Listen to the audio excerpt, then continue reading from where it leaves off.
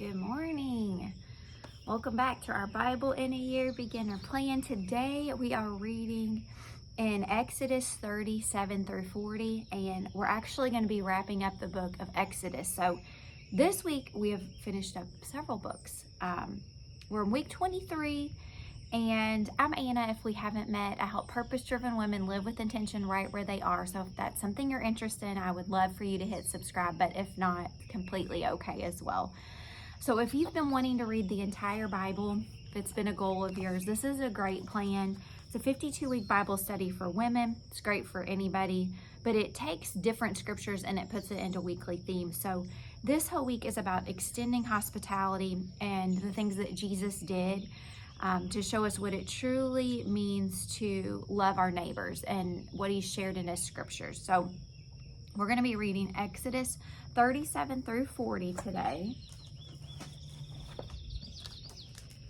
And kind of creating for God's glory and thinking about, how can the work of your hands, like what you do every day, no matter how ordinary they seem, be an act of worship today. So kind of think about that as we're reading through 37 through 40. 37 is the ark. Bezalel made the ark of, here we go, acacia. I think I've got it. Acacia wood. Somebody on here told me how to say it. Capital A, capital K, sh, as in Brady Bunch. So acacia. You know who you are. Let me know if I got it that time. 2.5 cubits long and 1.5 cubits wide and 1.5 cubits high. He overlaid it with pure gold both inside and out and made a gold mocking around it. He cast 4 gold rings for it and fastened them to its 4 feet, with 2 rings on one side and 2 rings on the other.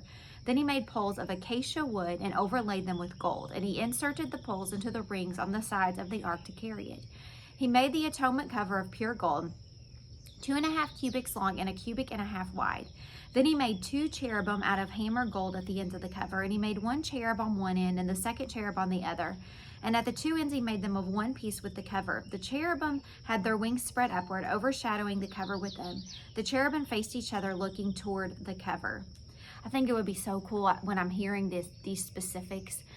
You know how all this stuff's being created on AI and you just speak into it and like makes it. I know there's things that have looked similar in drawings, but I think with the technology we have now, we could really get a picture of this stuff. Verse 10, the table.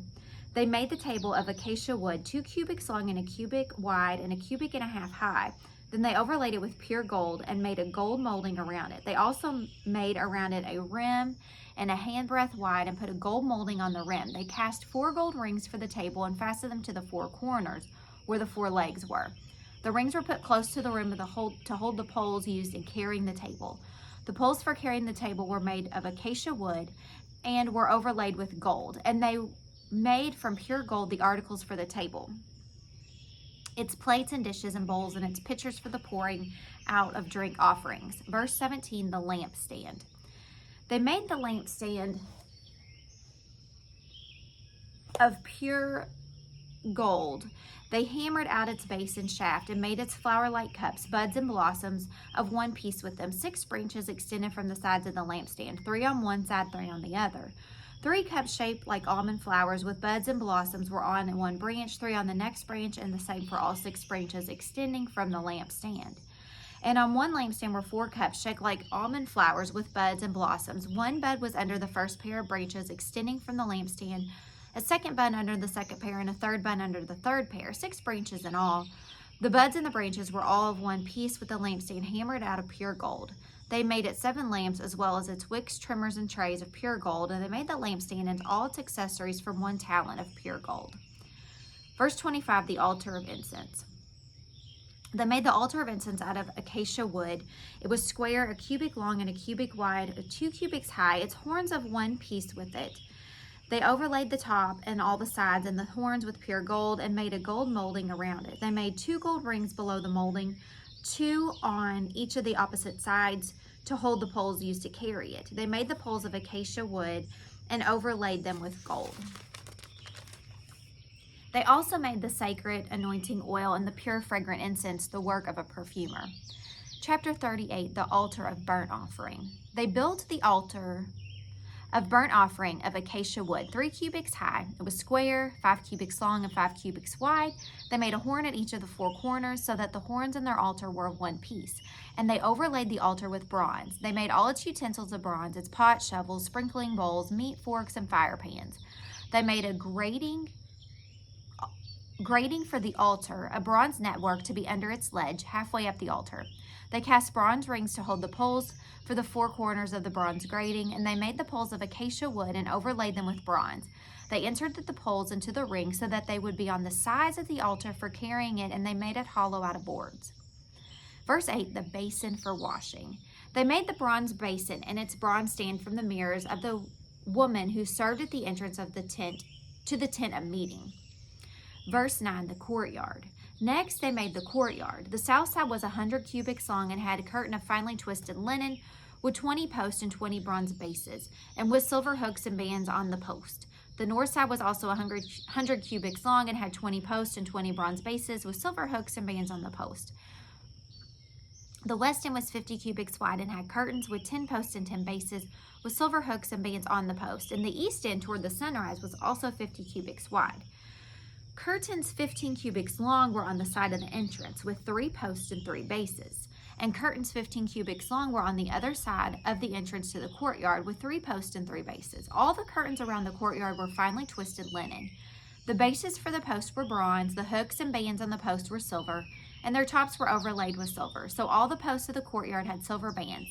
The curtain for the entrance to the courtyard was made of blue, purple, and scarlet yarn and finely twisted linen, the work of an embroiderer. It was 20 cubits long and, like the curtain of the courtyard, 5 cubits high with 4 posts and 4 bronze bases.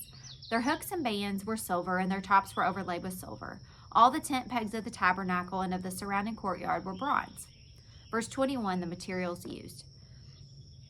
These are the amounts of the materials used for the tabernacle of the covenant law, which were recorded at Moses' command by the Levites under the direction of Ithamar, son of Aaron, the priest.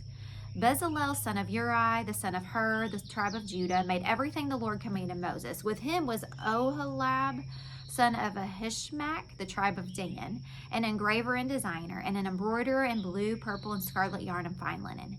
So the total amount of the gold from the wave offering used for all the work of the sanctuary was 29 talents and 23 shekels. Let's see.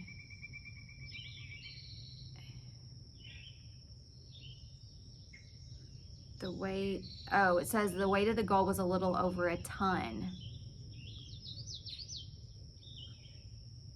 according to the sanctuary shekel. The silver obtained from those of the community who were counted in the census was 100 talents and 1,775 shekels, according to the sanctuary shekel. 1 beka per person, that is, half a shekel, according to the sanctuary shekel, from everyone who had crossed over to those counted. 20 years old or more, a total of 550,000 men. The 100 talents of silver were used to cast the bases for the sanctuary and for the curtain. 100 bases from the 100 talents, 1 talent for each base. They used the 1,775 shekels to make the hooks for the posts, to overlay the tops of the posts, and to make their bands. The bronze from the wave offering was 70 talents and 7,400 shekels, and they used it to make the base for the entrance to the tent of meeting, the bronze altar with its bronze grating and all its utensils, the bases for the surrounding courtyard and those for its entrance, and all the tent pegs for the tabernacle and those for the surrounding courtyard. Now let's talk about the priestly garments here, chapter 39. From the blue, purple, and scarlet yarn, they made woven garments for ministering in the sanctuary, and they also made scarlet garments for Aaron as the Lord commanded Moses. Verse 2, the ephod. I hope I'm saying that right too. They made the ephod of gold and blue, purple, and scarlet yarn and of finely twisted linen. They hammered out thin sheets of gold and cut strands to be worked into the blue, purple, and scarlet yarn and fine linen, the work of skilled hands. They made shoulder pieces for the ephod, which was attached to 2 of its corners so it could be fastened. Its skillfully woven waistband was like it, of 1 piece with the ephod and made with gold and with blue, purple, and scarlet yarn and with finely twisted linen as the Lord commanded Moses. They mounted the onyx stones in gold filigree settings and engraved them like a seal with the names of the sons of Israel, Then they fastened them on the shoulder pieces of the ephod as memorial stones for the sons of Israel, as the Lord commanded Moses. Verse 8, the breastpiece. They fashioned the breastpiece, the work of a skilled craftsman. They made it like the ephod, of gold, of blue, purple, scarlet yarn, and of finely twisted linen. It was a square, a span long and a span wide, and folded double. Then they mounted 4 rows of precious stones on it. The first row was carnelian, chrysolite, and beryl. The second row was turquoise, lapis lazuli, and emerald. And the third row was jacinth, agate, and amethyst.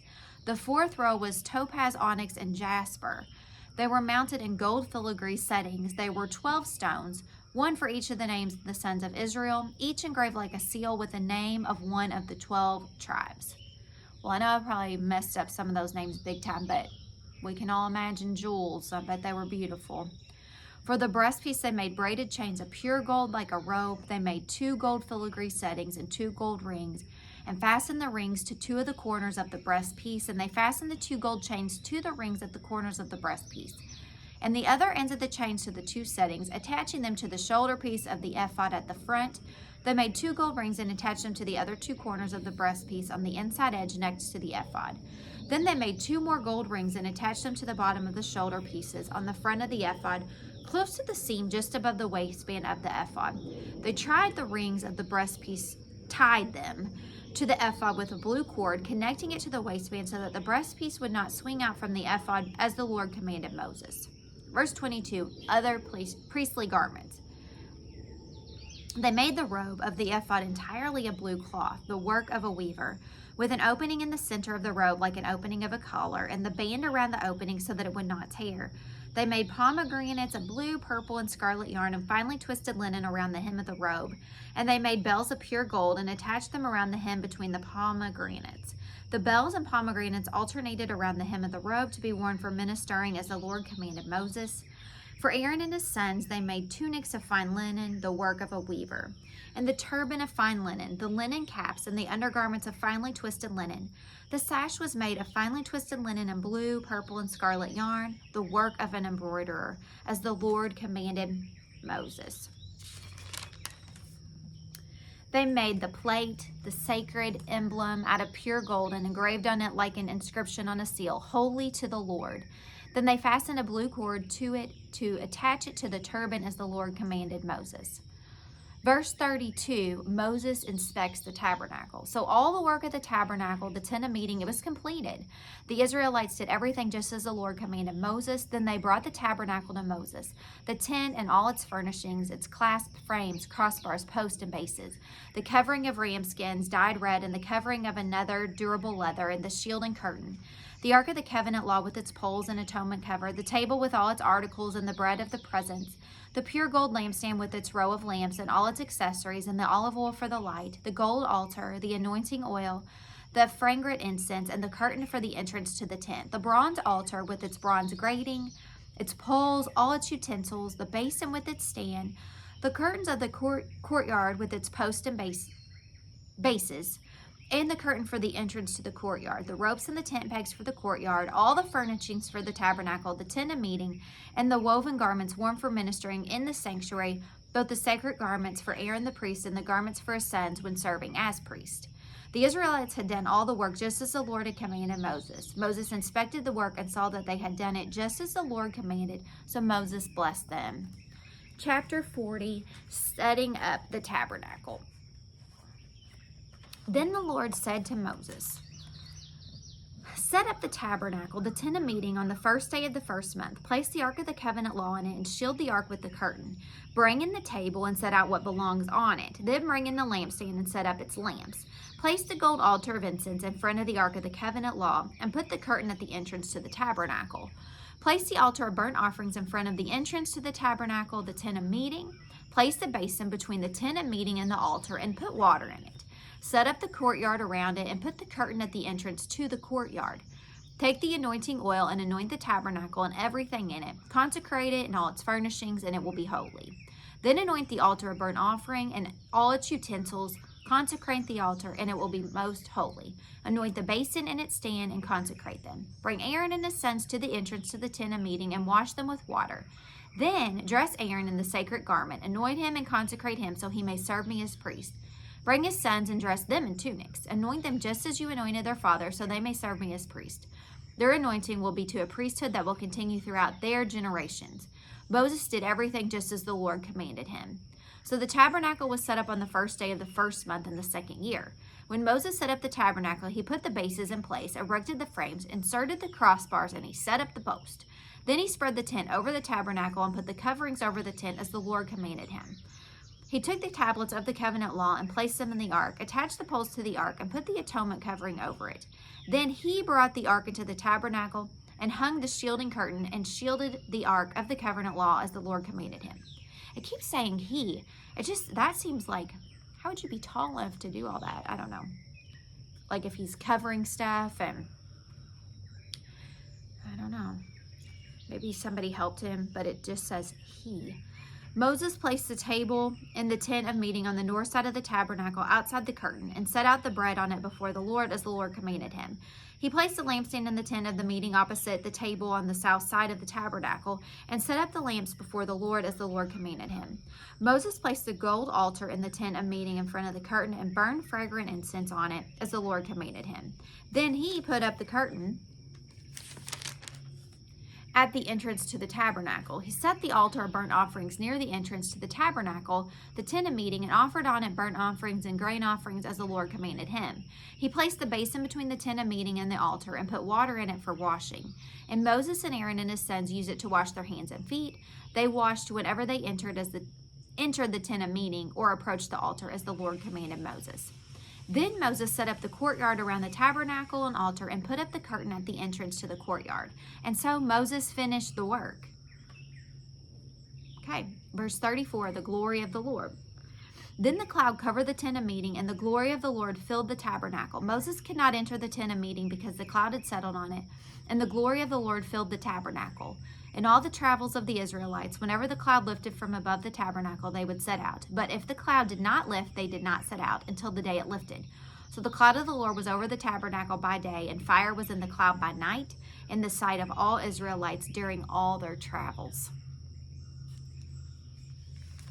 All right, well, we just finished up the book of Exodus, so congratulations, another book read through in its entirety. And I hope you have a great day today, and if you need more encouragement, check out my Faithful Motherhood playlist in the meantime, and I'll see y'all tomorrow morning. Bye.